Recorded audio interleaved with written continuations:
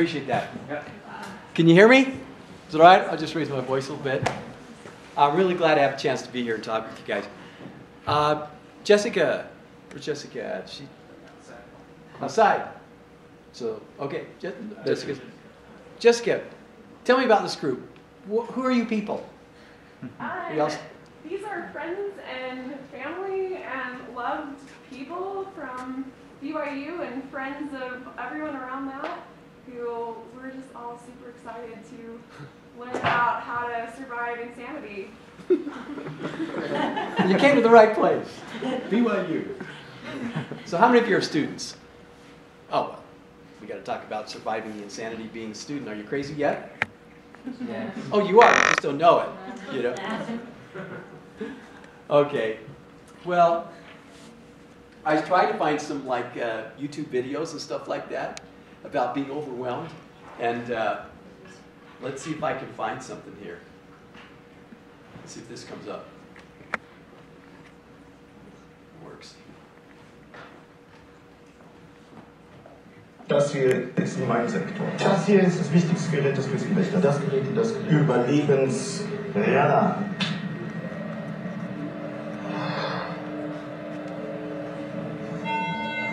Mayday, mayday. Hello, can you hear us? Can you hear us? Can you... Yeah, hold on. We are sinking. We are sinking. Hello? This is the German Coast Guard. We are sinking. We're sinking. What are you thinking about?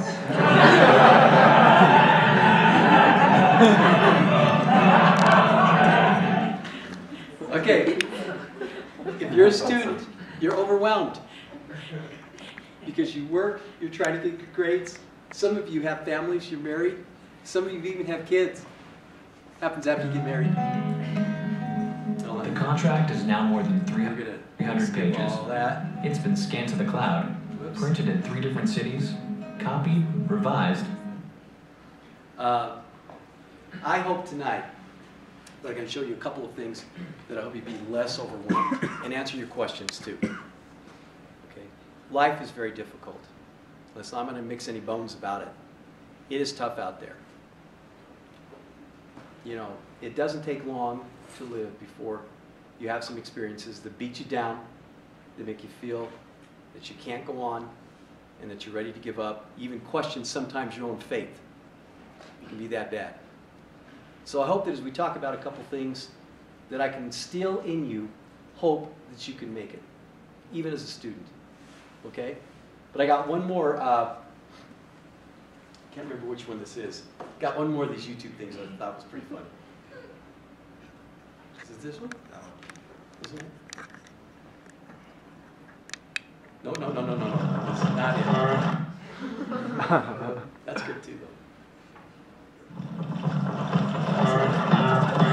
Look out, I think. No. Did I punch this one? Yeah. Did I keep punching the same one? Yeah, crazy.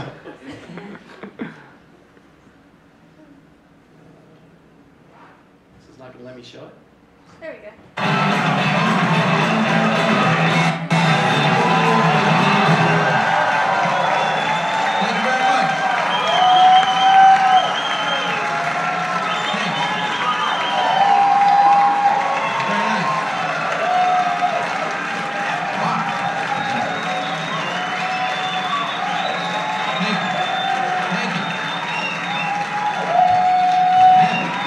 Being overwhelmed. You just can't figure stuff out. Feels good. That's all the time I needed to fill. I appreciate that. Thank you, man. Feels great. I'm feeling good. I actually just recently had to go to the emergency room, though, and I had some stomach virus thing. I almost called an ambulance. It's weird, even considering calling an ambulance for yourself.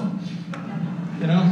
You call ambulances for other people, right? What are you supposed to say about yourself? Can you come get me? Yeah, I don't feel so good. Just come on and I'll be lying on the floor.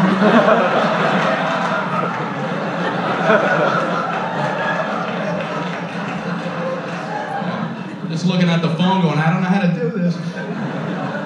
I don't know what to do. It was at night, so I drove myself to the emergency room. I That's a nice relaxing drive. No, after you. Merge, everybody merge. I'm only imploding.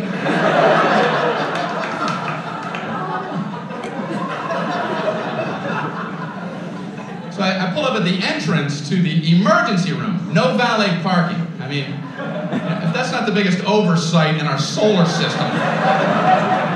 If there's ever a time where you want to go, can you park this because I need to collapse immediately?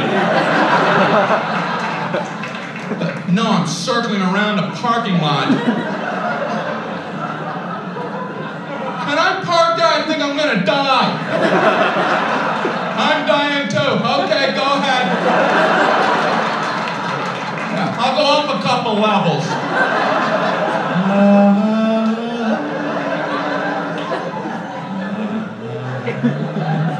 Unbelievable.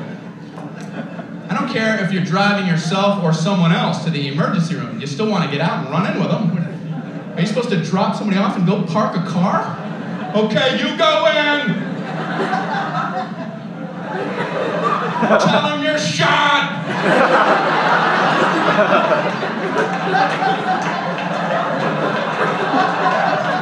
Ask them if they validate. Unbelievable. So I finally park, you know.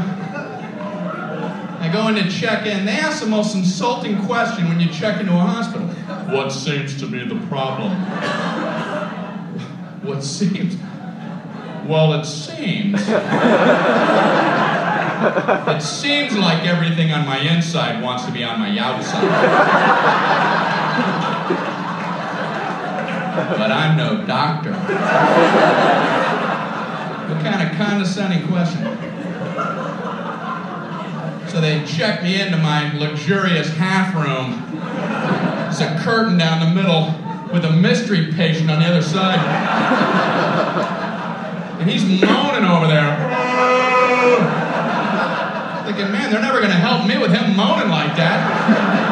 So I got to out-moan him, you know.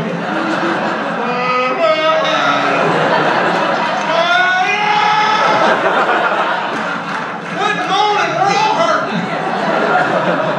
The whole floor is like a haunted choir. It's got to be hell to work in this environment. So I'm killing time writhing. Nurse finally comes in. How are you doing tonight? I'm on a gurney. You have a painkiller or something? This is killing me. So she goes, how would you describe your pain? It's killing me. I don't know if you remember that part. Ouch. What are we playing, that pyramid game? Excruciating. Horrific. Would rather have shards of glass in my eyes. How do I convey this to you? So she asks, how would you rate your pain? 4 stars. 2 enthusiastic thumbs up. She goes, how would you rate it on a scale of 1 to 10, with 10 being the worst? Well, you know, saying a low number isn't going to help you. Oh, I'm a 2. Maybe the high 1s, and you could give me a baby aspirin and cut it in half. Maybe a Flintstone vitamin and I'll be out of your hair. You can go 10 to all the 3s and 4s and such. Anyway. All right. Going to school is like a crisis in the emergency room. Let's see if we can think about some stuff you can do. Tonight, you know, I guess we're going to not have too much time to talk here, but let's see if I can get my slide here.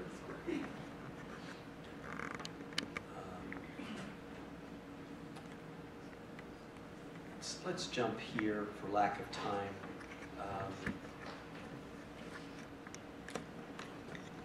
when you think of creating as a student, and really, I think in life, wellness and happiness, and I talk a lot about positive psychology and what wellness and happiness is, I want you to think of that happening around three concepts. In other words, to find your life less overwhelming, even as a student. If you can begin to conceptualize yourself along these circles. First of all, consider your strengths. Let's start with the right side and move this way. Who are you? In my class, I give a strengths test where we do an assessment of your character strengths in a hierarchy along 25 strengths. Now, a character strength is something like honesty, integrity, industry, perseverance, loyalty, zest for life. These are character strengths. This is really some of the talents that Heavenly Father has given you, if we can look at it that way. If you begin to identify this, and sometimes you can get telltale signs even from your patriarchal blessing, it's really understanding who you are. And so you fill in some things there. Then you look at what makes you happy. What gives you pleasure in life? What do you enjoy? Okay, the example here, sailing, cooking, reading, music, being around children. So think of it that way. And then, beyond just having fun and enjoyment, what gives you a sense of meaning and purpose in life? What makes you feel like you're doing some good? Leaving a mark. Something you want to be known for after you've gone. Something that's lasting, not just having fun and pleasure, but something that's meaningful and lasting in your life. What does that for you? Problem solving, writing, working with children, political activism, music, examples. Then, I take these circles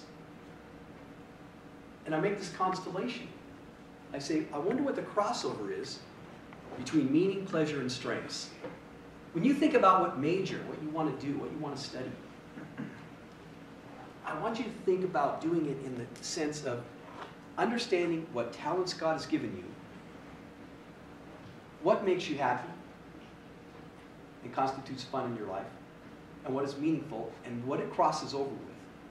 You can see in the example that I've given here, that looks like music and children are going to be central to this person.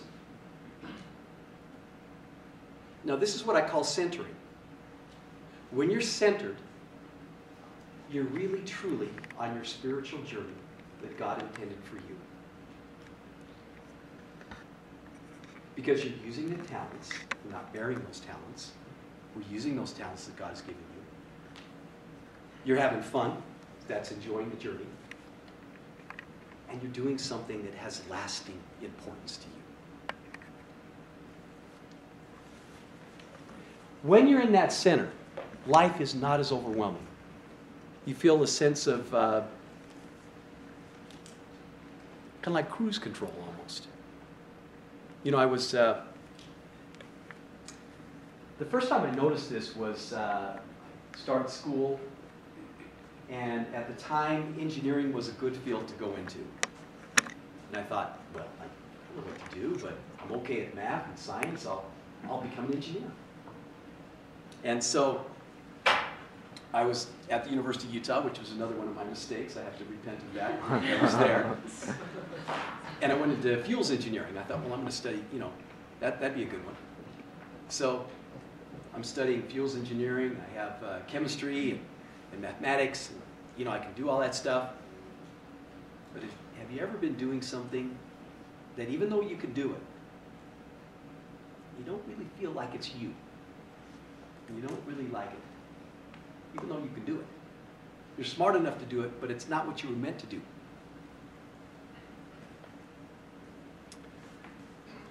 I went home. I'd just been married a short time. And I told my wife, I said, you know, I don't know if I like my major. And I was already quite a ways into it. And She said, well, what would you like to do? And I had a feeling for what I liked, but I was too scared to say it. Well, I went to work that day, and I was working as a plumber. That was my side job to put me through school. Have you ever had to get really mad to change or quit a job? Have you ever had to get just frustrated? And I got mad that day. And I told the boss, I said, I'm quitting this job and I don't like it. You know, it's a stupid job. Everything is stupid. And I stormed out. And I came home, got home about noon. We had this little cinder block apartment. You know the apartments where they have the cinder block walls that are painted? They're not real walls. That's cinder block. It's been painted. Right? It's not like a normal wall. Yeah, that little apartment, you know. Painted cinder block. Burst in, have all my plumbing clothes on. My wife says, why are you home? What happened? I says, I quit my job. She says, you know, what can your wife say? Oh, great, that's okay. What do you want for dinner? She got kind of stunned there, and I said, and I want to be a psychologist. I'm going to be a psychologist. I did not know for sure what a psychologist was. I had taken one class in psychology, but I felt at home there. Yeah, I remember the class. It was industrial psychology. As an engineer, we had to take one psychology class. It was industrial engineering. How psychology works in an industry, in a plant. And all the other engineering students were really struggling, and I felt like I'd come home. Like I was learning something again that I had already known in the pre-existence. And I thought, well, that's what I should be. But who would listen to me? Who would pay to listen to me? No one! I can't ever share this. I'll be humiliated among the entire family. But the day I got mad and quit my job and went home and told my wife, I'm not going to be an engineer, I'm going to be a psychologist. You know what she said to me? How nice she is. She said, well, Dan, I think you'd make a great psychologist. I said, really? You think? So I have minors in chemistry, I have minors in mathematics, and I'm a psychologist. You know, the American Indians do not have a word for psychotic. They don't, you know, in our language we have psychosis, psychoticism is another word. You know, if you want to get fancy with your roommate, I think there's a trace of psychoticism here.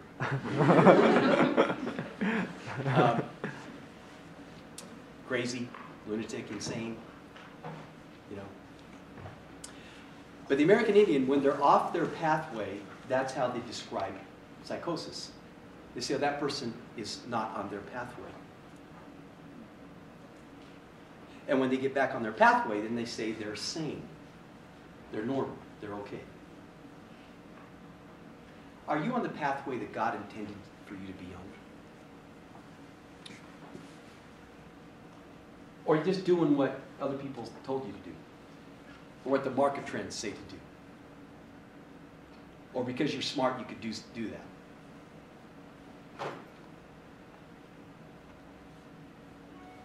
Are you on your pathway? Are you on your journey? Are you doing what God intended for you to do? I want to suggest to you that that's when life gets more bearable. So as a psychology student, I was an average. I really never have considered myself that capable. I grew up in a blue-collar family. My brother stayed in plumbing. He became a millionaire. He calls me all the time. He says, how much do they pay you at the hospital? I'll double you. I need someone to follow me around. I need two people to follow me around. One to tell me what to eat, what not to eat, like Oprah has, you know. And another person to deal with my stress, because I'm stressed out. I'm a millionaire. So he became a really stayed in plumbing. I went back to school, became a psychologist. But I have never felt more at home than being in psychology. Now that does not mean that everyone needs to go into psychology. Those other engineering students that were with me in industrial psych hated it. this is dumb. I can't understand this. And I was like, I understand it. I already know it. I'm on my pathway. I hope that you'll think about this. I call this model, by the way, my PMS model. Just mnemonic method, you know what I'm saying? Kind of sticks on your mind when you hear that. But it has application to both men and women. You know, men can have PMS. You've seen that?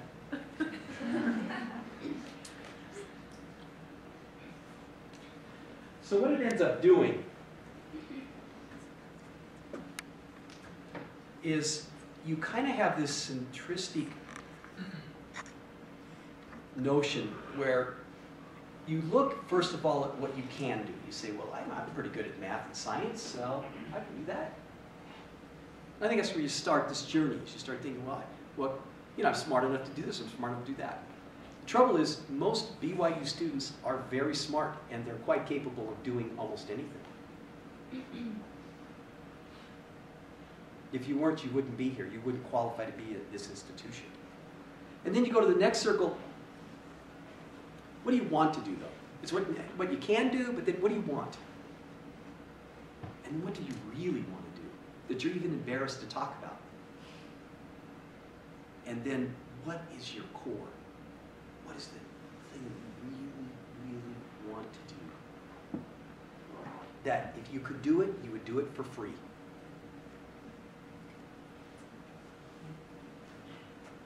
Because you really, really want to do it that bad. It just so happens they'll pay you for it as well. Then you're getting closer to your journey. The reason I like to talk about this with students is because this is such a critical time in your life to find your pathway.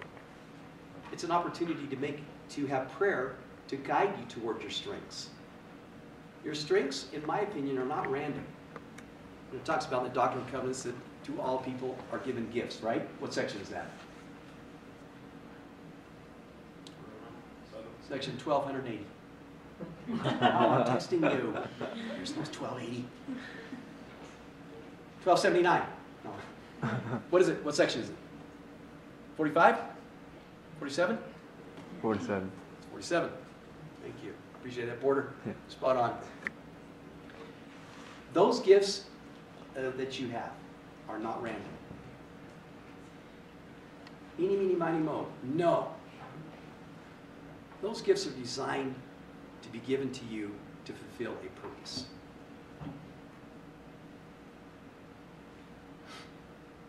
That's what you're trying to figure out. Okay?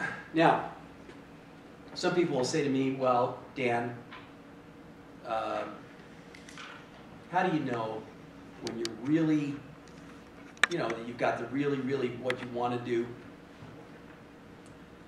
And I'll say that sometimes you can tell. Let's see if I can get to it here. Sorry, you guys. When you do what you do, and while you're doing it, you lose track of time. It's called flow. I mean, you look at the clock and then you look there 2 hours later and it seems like it's been 5 minutes. You ever had an experience like that? Movies try to do that to us, right? I've been sitting here for 2.5 hours and it doesn't seem like it's been 2.5 hours. They try to create this state where time stops. You don't even feel hungry. You're so into what you're doing. You're so absorbed into it. You have this high absorption rate that there's not a sense of time or appetite. Well, have you ever been on a date that did not have much flow to it? Like, man, alive. Woo! Night's going pretty slow. Oh, 8 to 10 minutes. Oh, man. You know the opposite of flow, right? It's dragging. And if you've been around some people, man, you've been talking for 3 hours and it seems like 20 minutes. That's a flow state. That's a state of high focus and concentration. When you do that in your career, You're at the center. That's one way you can tell. And by the way, that's another way to tell whom you should marry, if you want to expand that to an interpersonal level. Now, don't get real flow mixed up with junk flow. Now, I'm going to tell you what junk flow is. Junk flow is TV. I've been watching TV for 5 hours. I didn't know it was 5 hours. I was going to sit down, watch one episode. I've watched 12 episodes. Felt like one. I knocked out season 2. That is junk flow because it robs you of your time. It gives you a perception that time is speeding up, but you're not accomplishing anything. Real flow moves us forward to the illumination and enhancement of our character strengths, of our strengths. You know, I'd be studying math or science, and I could tell you what time it was. It's been 15 more minutes. I'm still studying calculus, differential equations. Another 15 minutes have passed. I'm going to grind this out. I started reading my psychology books. And I was reading there for 3 hours and thought, am I reading this? Has it been 3 hours? I forgot about dinner. You ever studied something like that? Something in the gate? That can be math for some of you. It depends on what your journey is and what you're supposed to do. But one way, again, to find your way through this is this notion of flow. I think I have some other characteristics about it. And we'll quit, and I'll ask questions. So flow, yeah, I'll skip that. I don't want to get into that. That's the definition. They noticed this with artists. When they started studying flow, they noticed it with artists a lot. They were oblivious to hunger, fatigue, discomfort. Engagement in enjoyable activities is common in flow. Chess players, rock climbers, dancers. They noticed this. They, first of all, thought it was just like a zone like in sports. That's when they thought, you know, well, oh, flow is something that happens with sports. But they've actually found it happens with people, with interactions with people, and in careers. One sense of social self is lost. You're kind of oblivious to surroundings. You lose track of time, what quarter it is. This is in sports. You don't hear the crowd. You don't know how many points you have. You don't think you're just playing offensively. Everything is instinctual. That's another characteristic. It almost seems, again, that you already know that you've been doing this from before. And in our culture, in our belief, that may be true because of the pre-existence, what you have done and evolved and learned there before you came here. Everything is instinctual. When it goes away, it's terrible in contrast. Voluntary activities increase flow. That's very interesting. If people say, well, I've never had flow in my life, I'll say, you want to practice flow? Do some volunteer work. We've studied how the brain lights up in spectrograms, spectrometer scans, of happy people, where activity enhances when you're, so they looked at happy people, they saw how the brains lit up. There were two things that made their brains light up, that if you tell a depressed person to do, will also light up their brains like a happy person and help them move towards happiness. You follow me? Did that come out okay? Anyway, the two things to make you happy. One was pleasure, doing fun things. You know, we do not have, I hope this is fun tonight. I hope we're having fun. Got to have a few laughs. If we're not having fun in your career and in your life and whom you're with, you're not going to be very happy. But the other thing was really interesting that lit up the brain for happiness. It was service.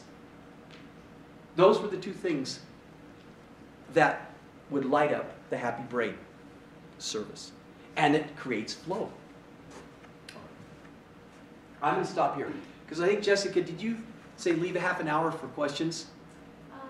Yeah, and we planned to go till 9, so if you want, you've got time.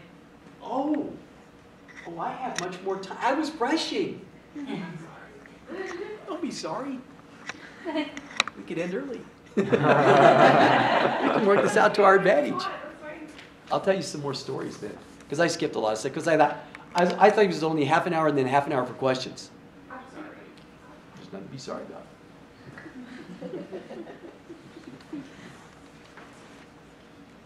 All right. Let's review then, and we'll expand on it. What have I taught you so far? What have I said?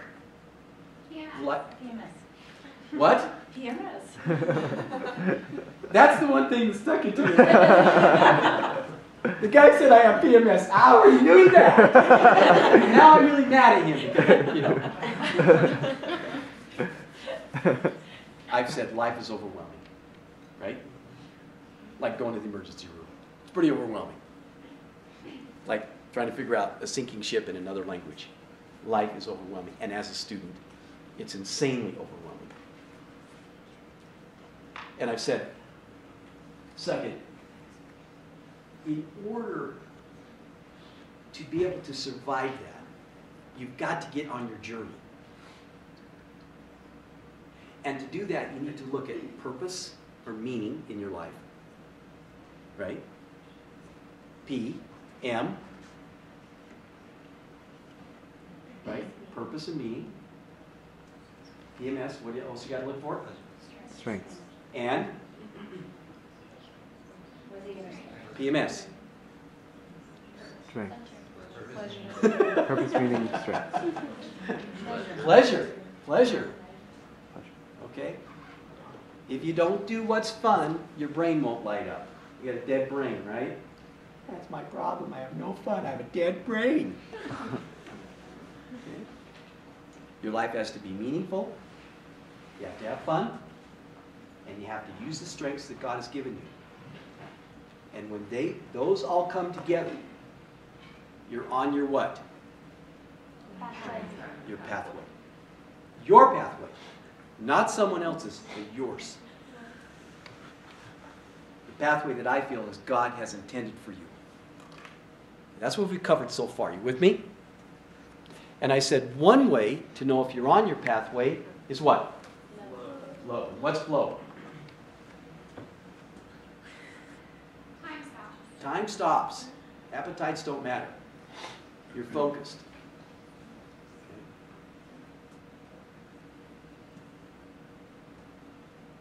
If you never experienced flow, what can you do to practice flow? Service. Why do you think the gospel has so much service in it? It teaches how to be happy. It lights up our brain. Once you get over the dead brain syndrome, right? All right, so that's so far what we've covered. And I thought that was all we were going to be able to cover. But let's do some other stuff for fun. Let's expand a little bit. How much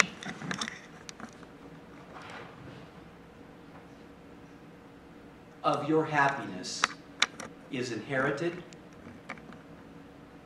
How much of your happiness is based on circumstance? And how much is based on your choices that you decide to make? So if you grow up poor, like I did, and you grow up in a not LDS home, like I did, I'm a convert, you have these bad circumstances, how much does that impact your ability to ever be happy? How much is happiness is inherited? What do you think the pie looks like? We have 100% there. If I were to draw a pie, can't see the whole pie. There's the center of the pie. I'm going to tell you right now, about 50% of your happiness is inherited. If you come from happy people, you're very likely to have a good chance, 50-50 chance, of being a happy person. Regardless of what happens to you, just be effervescent all the time. You ever meet those people that are always happy? They're annoying after a while. You'll know, man, this person doesn't get depressed. They're always happy. Okay, so 50% is inherited, an inheritable trait. Okay, it's good to come from good genes. But here's the interesting thing. Only about 10% of your happiness comes from your circumstances. You don't have people that have very diminished, terrible circumstances be extremely happy people, despite their circumstances. They have traumas, they have this, they have that, and the other from their childhood, and it seems to not get them down. Circumstances are much more overrated. Well, let's see, we got 50 here. Back to math, okay? 50 plus 10. 60. Plus 40? Yeah. Right. I think you're right. I don't know how you said that. 40%, there's 40% left over. What is that? That's you making your mind up to be happy. I tell my patients that I work with, they come and say, I was messed up from my childhood. I doubt you can help me.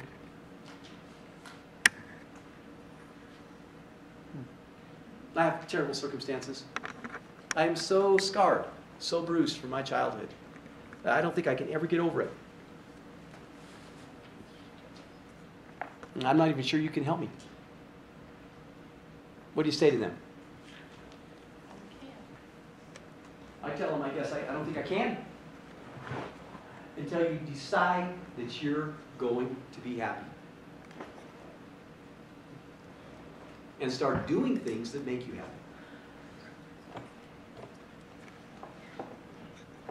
Like learning how to be optimistic. Or finding hope and silver linings in your childhood. You know, what did you learn from that bad experience? You had a guy come to me, got divorced, terrible divorce. His ex-wife took him to the cleaners. He messed up quite a bit and contributed to that divorce. Came back a few months later and said, I think I've met someone and I'm really excited. I'm thinking I might get married again. And he says, I'm so thrilled because based on what I learned from my last marriage, I really think I'll know what to do better this time. He's learning from his mistakes. He's not letting his circumstances dictate what's happening to him. He's optimistic. He's finding the good, even in his divorce. He's choosing to learn from tragedy, not let tragedy tear him down. You know, when I was a kid, I came from a dysfunctional family. I think a lot of times that's why people go into psychiatry. They become yeah, I admit it, though. You know, I'm one of the guys, I messed up, so I went into psychiatry. But my grandmother was the eternal optimist. She found hope where there wasn't any hope. She was funny. She used to, Grandpa, this is way back in the 20s and 30s. And Grandpa was a motorcycle cop. And he drove the predecessor to the Harley-Davidson motorcycle. It was an Indian motorcycle, very rare. If you had an Indian motorcycle today, in almost any condition, it'd be worth $80,000 to $100,000. And she says, yeah, Danny, Grandpa, they didn't have a car, they had to take the motorcycle home. They did 2 porta. Grandpa, bring the motorcycle home, and I put a pillow, had 1 seat on it. I would strap a pillow on the bumper of the back, and we'd drive all the way to Payson and have a great time. About 20 miles south. She was always happy. Found the good in everything. Well, she kind of raised me when I was a kid because my parents weren't around. And when she got old, I wanted to take care of her. So I took care of her. And it finally came to a time when I just couldn't take care of her anymore. I didn't have the medical facilities in the home, so we had to put her in a care center. Which is a hard thing for me to do, because have you ever been in a care center? Are they great? They're like, hey, we're going to go on a date. We're going to the care center. You know, no one does that, right? Kind of smells weird. I don't want to go into it, but you know what I'm saying. So I go in there every day, kind of feeling guilty. Grandma, how is it? She says, fine. I'm loving it. I said, oh, that's good. I'm glad you're loving it. What's to love? Nothing, in my mind, you know. And finally, I went in one day and I says, how's everything? She says, it's great, I'm loving it. And the food, she had this food that looked like baby food and it smelled weird. And I thought, how could you eat the food and everything? And I finally lost it and said, well, Grandma, do you see this food? How do you eat this food? I mean, it can't be that good around here. And she said, no, it's really good. I says, what's good? What's good? And she said, I saw a white rabbit just the other day. It was so cute. I thought, I know why my grandma is happy. She's cuckoo. She's hallucinating. She's seeing white rabbits.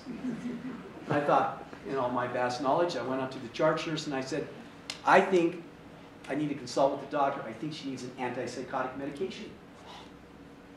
Grandma's lost it. She's definitely off her pathway. And the nurse said, well, what are you seeing? I said, well, she's seeing stuff that's not there. She's having visual hallucinations. And the nurse said, well, what? I says, well, she's seeing rabbits and stuff. You know, I mean, that's, you know, that's messed up, right?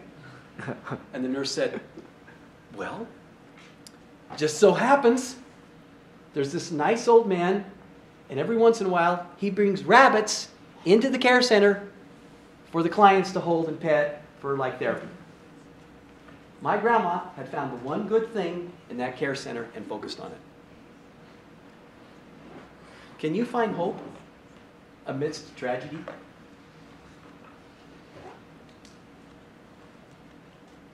A couple months after that, I walked in. She called me by Grandpa's name. She said, Leland, it's good to have you home. Grandpa had been dead for 35 years. And I thought, well, I need to tell her that I'm not Leland. Did I? I let that one go. And I said, yes, it's good to be home. And she looked at me and she said, and where have you been? Well, you know, I've been gone for 35 years. I don't know what I said. The next day she passed away. Happy. Back with Grandpa. On the motorcycle. Going to pace him. With the pillow strapped on the bump. We have to take this 40% and we need to make the best of it. Find good in your tragedy. You can learn something from your worst experience if you're open to it. And the Holy Ghost will guide you. It may be just not to do that again. You know, my son, he's 16, he's getting his driver's license. Now, I don't know what goes on in his mind. I say, he wants to start the car. I say, okay, open the garage so you can start the car, get it warmed up, we're going to go to school. And I don't know how this happened exactly, but instead of walking around and getting in the passenger side, or the driver's side to start the car, like normal people would, you know, you go in the passenger, or the driver's side to start the car, right? He goes in the passenger side. And he straddles the thing in the middle. What do you call that? Console. Where the gear shift is. And he's got one leg here and another leg there, and he's turning, he's trying to kind of hit the gas a little bit to get it started and turn the key. And he gets it started, and guess what he does? He bumps the gear shift, and the car is driving into the wall of the garage. It's crashing in, not from outside like normal people. If you're going to crash your car, you go from outside and get into the house, right? He's crashing from inside the garage. And I asked him, I said, as the wall of the back of the house, the garage is pushed out into the yard. And he said, I think we can push it back. We can push it. No, you cannot. No. The whole wall has to be replaced. He was out there. I can push it back, Dad. You know. I says, what did you learn? He says, Dad, I've learned not to do that. I says, bingo. Now you're going to die. Okay. We can learn from our mistakes. We don't have to feel bad all the time. We don't have to let things that are bad that happen to us hold us down. Circumstances don't matter. You matter, and what you do with your circumstances. Another part of this 40% has to do, it's interesting, because the guy that researched this was not a spiritual man. What he did is he surveyed hundreds of people that were happy, and he asked them what made them happy. First of all, he asked people that were depressed what made them happy. Now that's a no-brainer. If you ask someone that's depressed, do they know what will make them happy? No. Plus the things that they say don't help. Right? So he thought, well, I'm going to ask happy people what makes them happy, and then I'm going to tell the unhappy people to do what the happy people do, and that worked. So one of the things that he found out that happy people do is they're hopeful and optimistic despite trauma. They find the silver lining, the good part, but they're also spiritual. And he didn't want to report this. But they're spiritual in a different way. It's not just that they may go to church, which is great, but they feel that they have a personal relationship with their Lord. And moreover, they feel that they know that our Heavenly Father knows them personally. Let me say that again. People that are happy, this 40% that are hitting this 40%, they are spiritual people in the context that they feel like God loves them, no matter what, and that He knows who they are.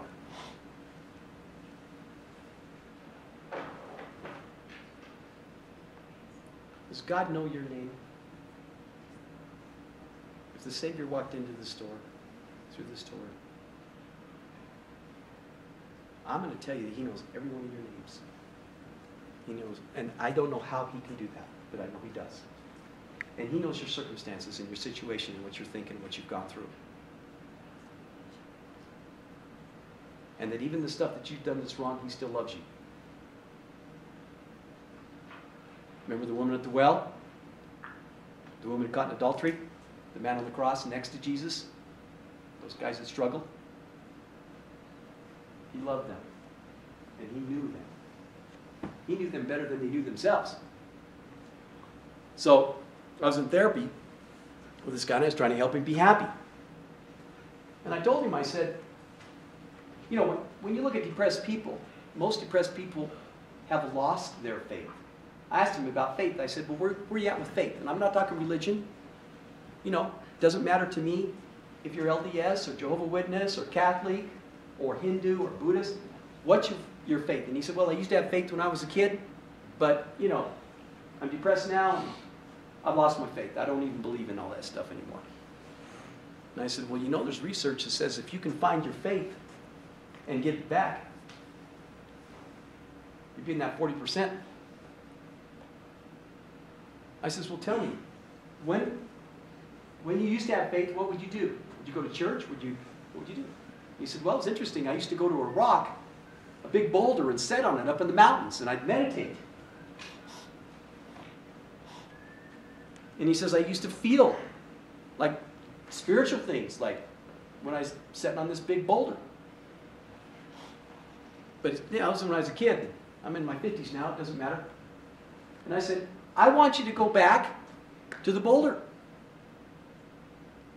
And I want you to go sit on your boulder. And I want you to do like you did when you were a kid. And I want you to feel God again. I want you to feel that He knows you and He loves you. And he kind of looked at me and he said, well, I don't know for sure if that boulder... I said, they don't move the boulders. I don't know if they're shifting the boulders. They're still there. So he went up to the mountain. And he sat on the boulder. And I was excited when he came back. Boulder therapy. Right? And he said, Dr. Daley, he said, you know, it was weird. He said the boulder was still there. But But he said, that wasn't the most cool thing. The cool thing is when I sat on that boulder like I did when I was 11, 10, 12, he says, I felt something. He says, I can't deny it. And it was more than just the tranquility of nature, which is good. He says, more than that. I says, I felt something good.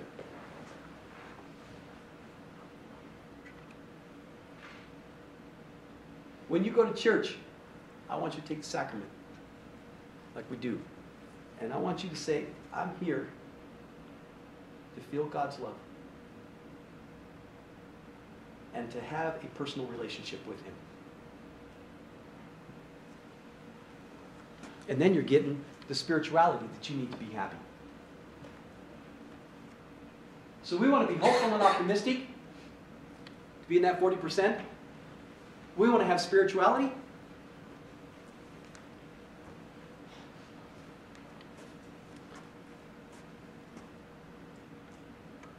And we want to have purpose that I've already talked about, but there's one more I want to share with you, and then I'll wrap up. What do you think it is? If you're really going to maximize this 40% of the effect of happiness, which is a lot. 40% is a lot more than 10%. A lot more than our circumstances. You need one other thing in your life. What is it? Gratitude's really a great thing. I mean, that's... Who said that? Oh, you're a smart man. That's very, very close to what I'm talking about, but I'm going to take it one notch further. That's in the top. That'd probably be the next thing down, actually. What do you need? Starts with an L. Love. Love. See, we've gone from PMS to love. It's full circle. I made it. I'm out. I redeemed myself. Now he's talking about love. You need love in your life. Now, I don't mean what the world teaches. What the world teaches is sex and all that kind of stuff. That's biological stuff. That is not love. Don't get love mixed up with biology. They are not related. They are not related. Love means having someone in your life that you can call at 3 o'clock in the morning when you're sobbing, when you've eaten a whole cheesecake, frozen out of the freezer. You're not hardly making sense. You're somewhat suicidal, and you can call this person and they'll listen to you. That's love. You better have someone in your life like that. Because these people that have 40% going for them, that's the kind of people they have in their life. Are you a connector? Are you a grudge holder? I don't like people. They've offended you. I don't like all those people. Do you forgive? Do you let stuff go so you can connect? Do you have someone in your life? Or are you isolated? I had a guy come to me. He'd gone through a traumatic divorce, lost everything. Living in a basement apartment. Lost his kids. He's they're all with his wife. He would work and come home, stay in that basement. I said, what do you do? He says, I stare. He had one light globe hanging down. It was weird. One light globe hanging down with the wires connected with the light globe. That's all he had.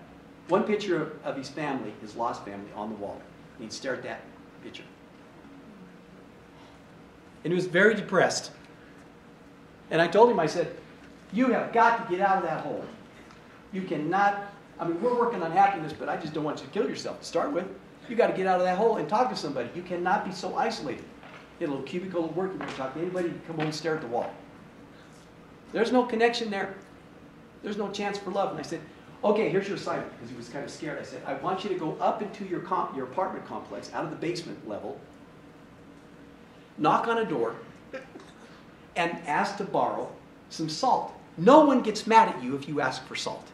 You know what I mean? You can go up to a stranger and say, you got any salt? Well, yes, I have some. And there's no payback. You know, when are you going to pay that back? They just give it to you. You know, if you go out and ask for car keys or something, then it's like, well, salt, you're good. I says, I want you to go up just so you can get used to talking with someone. So he's scared. He says, I'm not used to talking to anybody. I said, well, you're talking to me? And he said, well, can I borrow salt from you? I said, that doesn't count with me. I go up. So next week he comes back. He says, how'd it go? He says, I didn't do it. I was too scared. I said, reassignment. So I gave him the same assignment, sent him home. Comes back again. And walks in, and I could tell he had done it because he had that smile of accomplishment. Like, you gonna ask me? You gonna ask me? I'm just gonna tell you if you don't ask me. I said, tell me what happened. What happened? He says, I got my cup, my furthest salt, you know. And he says, I went up. I'm out of my hole. He says, and I knocked on a door, and as fate would have it, okay, if someone is extremely attractive and they talk, do you, as a guy, do you get more nervous or less nervous? If the girl's beautiful, what happens to you? Get more nervous. It's more nervous, right? I mean, we're at the stage of peeing our pants, nervous, right? That's how nervous he was. He said, so open the door, and she was gorgeous. And he was like, oh. And we'd gone through the script, may I borrow some salt? You know, and I told him what we practiced, role-played in therapy. And so he held his cup up, you know, and paused like this. Is like, wait, do I put coins in there? Soup? What do you want? And he said, can I borrow some salt? And she was absolutely gracious, of course. She said, why, certainly. You know, filled it all up with salt. Where do you live? I'm down there, you know.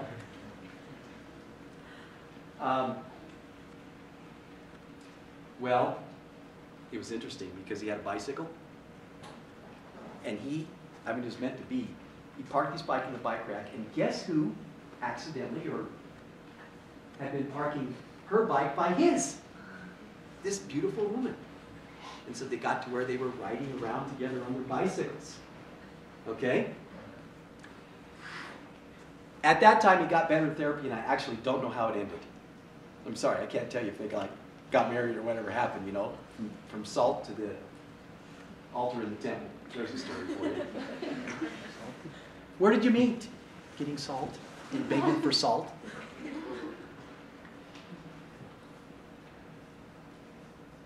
Are you building relationships? Can you call someone? Do you have someone in your life that cares for you unconditionally enough that you can connect with them? Or are you flying solo? In high school, there was 3 of us that got together. We made this pact. It was so juvenile.